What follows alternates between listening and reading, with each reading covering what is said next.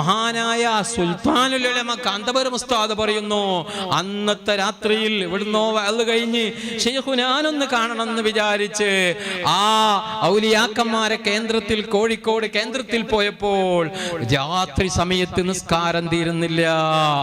അവിടുത്തെ നിസ്കാരം എന്തായിരുന്നു?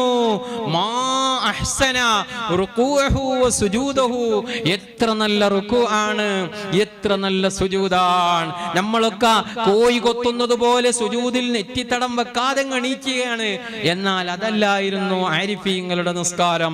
സുജൂദിൽ ദീർഘമായി കിടന്ന് വളരെ തുമഇനീനത്തോടുകൂടെ ആ നിലക്ക് ദീർഘമായ സുന്നത്ത് നിസ്കാരം ഇപ്പൊ തീരും, എന്നിട്ട് കാണാ എന്ന് വിചാരിച്ച് ശൈഖുനെ കാത്തുനിന്ന്, സുൽത്താനുൽ ഉലമ കാത്തുനിന്ന്, പക്ഷേ ഉറങ്ങിപ്പോയി. അത്രയും നേരം പാതിര വരെ നിസ്കാരം തന്നെ എന്ന് മഹാ